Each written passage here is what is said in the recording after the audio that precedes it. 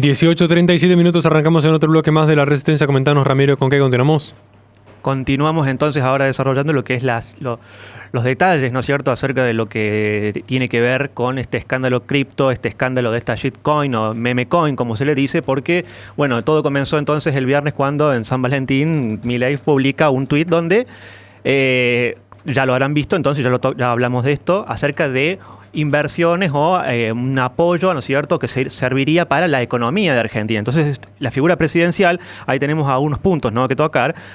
Utiliza, ¿no es cierto?, su cuenta verificada gubernamental, porque también hay que ver que él es presidente las 24 horas del día, no como dice Marcela Pagano, que había publicado un tuit donde decía lo hizo fuera de su acto como presidente. No sé si lo quiso ayudar o lo quiso matar o hundir más. Entonces, bueno, esa publicación que él hace ya es algo que el negativo que tiene justamente eso es la falsedad, la noticia falsa, la información falsa de que que en realidad lo vende como un proyecto serio y termina siendo en realidad una cuestión muy diferente a lo que decía la publicación. Claro, la figura presidencial es alguien que debe ser confiable, debe ser creíble, y eso es se debe justamente él a los ciudadanos, se debe al pueblo argentino, sobre todo a quienes votaron. Es un cargo público. Tenemos posibilidades de delitos y posibilidades de esas cuestiones, las vamos a tratar ahora. Hay dos caminos que él podría haber seguido en este caso. En ese sentido, hay dos opciones, ¿no es cierto?, a partir de este tuit, de esta publicación. Una es, si él sabía lo que estaba publicando realmente, está en problemas serios. Si él tenía conocimiento real acerca de esto, entonces tiene un problema serio. Si es el siguiente camino, el otro camino, que es quienes están diciendo justamente ahora desde el gobierno que no tenía Milei conocimiento de esto, que a Milei, entre comillas, lo estafaron, porque no es justamente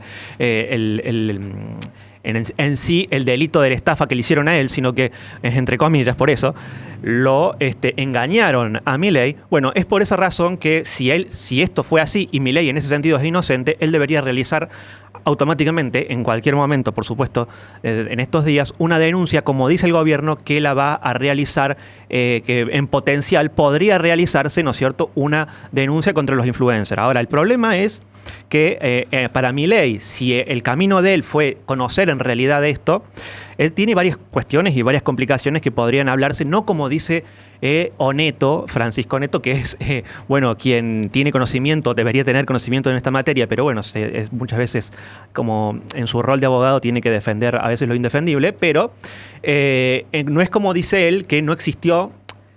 Él fue uno de los primeros que trató este tema en el sentido de que puede existir un delito, y él habla el día sábado respecto a lo que es el dolo, si Milei tuvo o intención o no en cometer un delito, porque él, claro, de lo que él habla es que insinúa la existencia de los elementos de un delito que es la estafa, o lo que es la estafa, la defraudación. Hay varios posibles artículos, ¿no es cierto?, del Código Penal, y entonces él lo que toma es uno de los elementos más puntuales y específicos, que es si hubo dolo o no. Y él dice, no, en este caso no hubo dolo porque y Milei no quiso hacerlo. ¿En qué es lo que cómo él sabe esto? Bueno, por el tuit posteriormente que publicó Milei, donde él dice que no estaba informado de los pormenores, ¿no es cierto?, acerca de las consecuencias que podría tener lo que él difundió.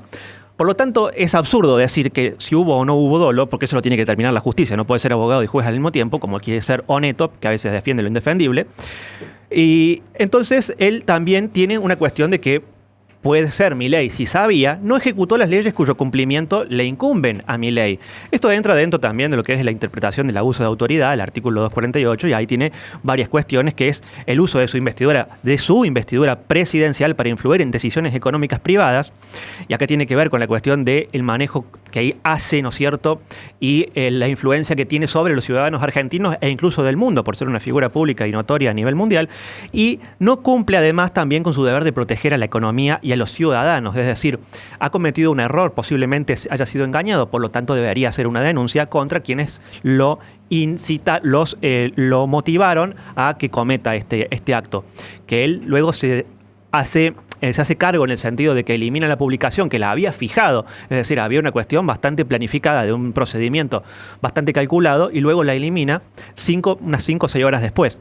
¿Qué significa también esto en el sentido de que estaba planificado, coordinado en una especie, como una especie de sincronización de reloj suizo? Bueno, resulta ser que de acuerdo a lo que se conoce y está grabado, está documentado, que quienes ingresaron a realizar las compras, intervinieron en este negocio de Libra, lo hacen apenas en el mismo segundo o el segundo siguiente o los 3 segundos de que Milei publica esta información. Quiere decir que Milei estaba en contacto en ese momento con alguien a quien le advirtió en ese momento, o estaba en una videollamada, o estaba con alguien al lado, o algo había en vivo que permitió dar la orden en ese momento de que Milei publicó ese tweet, ¿no es cierto? Por lo tanto, allí se hicieron de unos cuantos millones de dólares, como se sabe y como está documentado y registrado, unas 9 personas aproximadamente que se la llevaron toda. Claro, Hayden Davis, que dice ser el asesor de presidencia, dice ser asesor de Milei, con quien estuvo justamente con Milei el 30 de enero, publicado en el Twitter, en la cuenta de Milei oficial. Esta persona dice ser que, bueno, trataba cuestiones de la inteligencia artificial, de cuestiones para favorecer al gobierno, ¿no es cierto? Y eso es lo que trataba Milei. Hayden Davis dice las responsabilidades de Milei. Eso lo dijo el día siguiente. Hizo un comunicado donde dijo la responsabilidad fue de él. Él fue el que provocó la caída y él se había comprometido con nosotros a que realice semejante, ¿no es cierto?, absurdo con este meme coin, con esta shitcoin, sin advertirlo. Ese es otro problema. No lo advierte, no advierte el riesgo y, bueno, pareciera como que toma de tonto más allá de que a la gente, más allá de que sea algo que lo pueden realizar ciertas personas. Tal vez también lo pueden hacer algunos como Fran Fihab, ese era el chico que lo golpean constantemente en las calles, porque él dijo, bueno, parece que ser que perdió unos cuantos miles de dólares, no sé si $4.000 que parece que ser que perdió, o el famoso Gordo Dan, quien dice, yo acá invierto toda, o algunos otros influencers que mejor ni dar los nombres.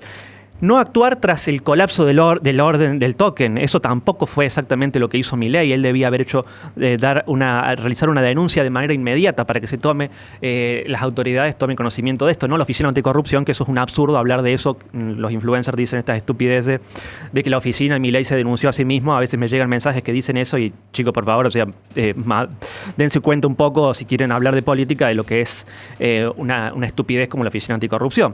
Entonces, Milei no solamente puede estar cometiendo esas cuestiones, ese tipo de delitos, sino que también tenemos las estafas y las defraudaciones, por supuesto, que no solamente le incumben a Milei, sino a quienes también han sido denunciados como los influencers, o como por estos influencers traders, como Julian P., que es Julian P., ni nada más ni nada menos, que es el CEO de esta empresa KIP, quien estuvo relacionada con Milei desde hace bastante tiempo.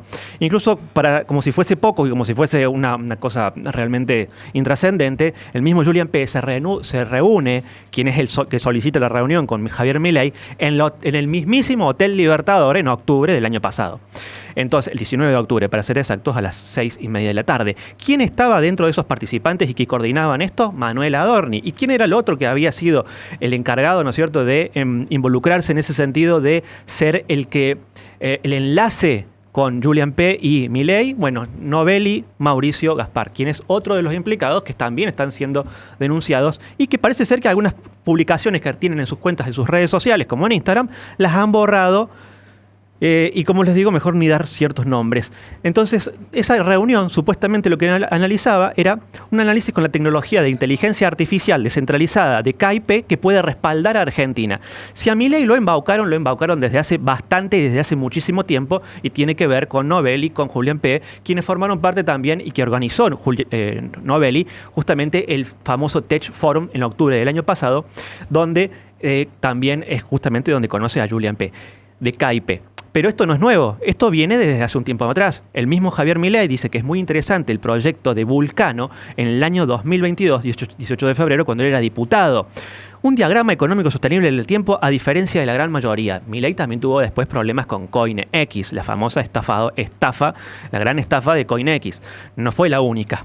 Entonces, Milei ya conocía a Mauricio Novelli desde hace bastante tiempo. ¿Quién fue el que lo conectó a Mauricio Novelli con Javier Milei? Bueno, qué difícil, la verdad, qué difícil quién lo conectó, porque hay quienes hablan, no solamente estas personas, ¿no es cierto?, que hablan de estas cuestiones, sino que, fíjense, lo que dice nada más ni nada menos que el creador de Cardano, lo que dice lo siguiente, se los cuento, hace un vivo, y lo que dice este empresario tecnológico Charles Hoskinson de Estados Unidos, que funda esta blockchain Cardano, y es cofundador de la plataforma blockchain Ethereum, dice: Bueno, creo que Argentina es un mercado laboral, estamos construyendo una billetera allí, estamos creando empleo, firmamos un acuerdo con Globant. Bueno, él da una explicación acerca de eso hace 2 días, donde habla acerca de que en realidad querían saber, tenían curiosidad por saber qué quería hacer Milei en Argentina.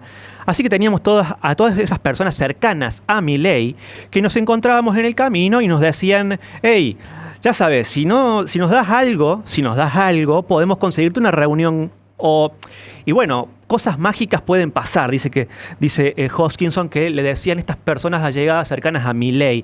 Por supuesto que Novelli también se reunió con Karina Milei. Esto no podría haber pasado si no estaba el ok de Karina Milei. Está registrado justamente en los registros de quienes se reúnen en Casa Rosada, en Rivadavia 254, no recuerdo el número exactamente, donde está la Secretaría General de la Nación, donde está Karina Milei. Y bueno, lo que dice Hodgkinson agrega, dice, bueno, eso sería una violación de la FCPA, que es la Ley de Prácticas Corruptas en el extranjero. No podemos hacer eso de estar entregando alguna coima, algún dinero para que, bueno, nos digan que nos van a conseguir una reunión. Quiere decir que Milei está, y esto no solamente lo dice él, lo dicen varios, está muy mal rodeado. Y eso es la lástima del que el comunicado del gobierno dice que no va a haber ningún tipo de cambios en la estructura del gobierno. No va a haber cambios, no va a mover a nadie, no va a quitar a nadie. Raro, ¿no? Porque si está muy mal rodeado, con gente que está pidiendo dinero para que pueda tener una reunión, es curioso. Creo que hay algunas personas en ese círculo interno que rodean a Milei que se aprovecharon de su falta de conocimiento de nuestra industria.